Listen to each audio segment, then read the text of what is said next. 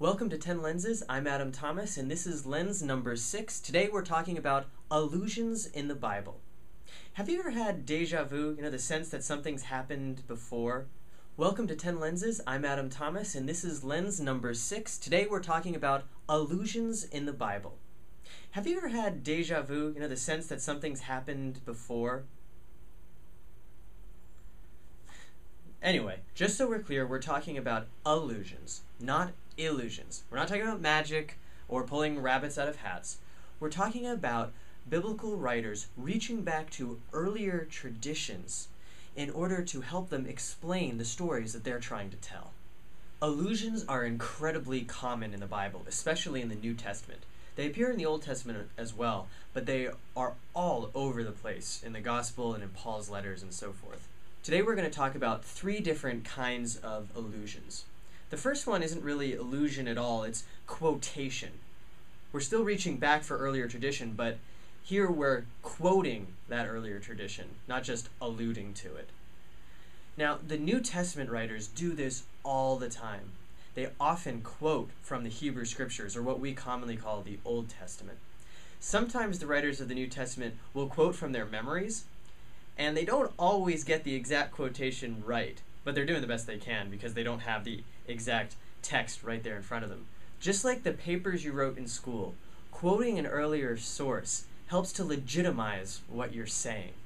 So when the gospel writers have Jesus quote from the Psalms or from another part of the Old Testament, what they're doing is they're connecting Jesus to that earlier tradition. A couple of weeks ago, I mentioned Jesus' words from the cross in Mark and in Matthew. My God, why have you forsaken me? This again comes directly from the opening line of Psalm 22.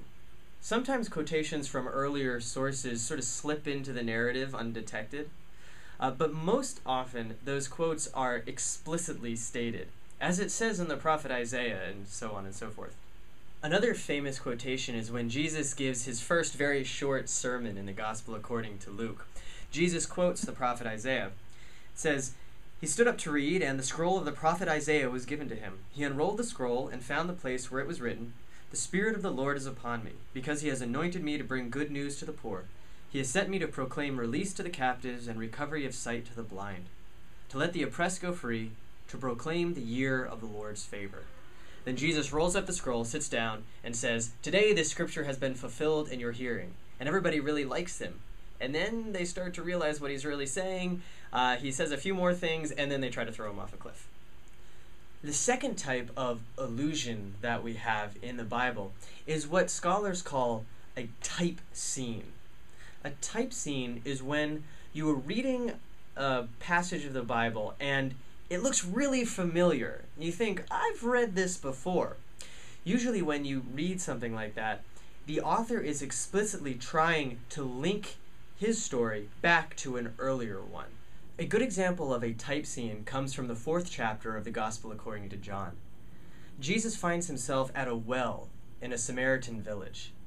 A Samaritan woman comes to draw water from the well, and Jesus asks her for a drink, and then they go on to have their conversation about living water.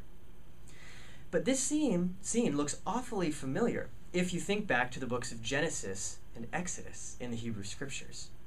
Several times in those books, when people go to the well, they don't just get a drink of water, they end up getting married. Through an intermediary, Isaac meets his wife Rebekah at a well. Jacob meets his future wife Rachel at a well.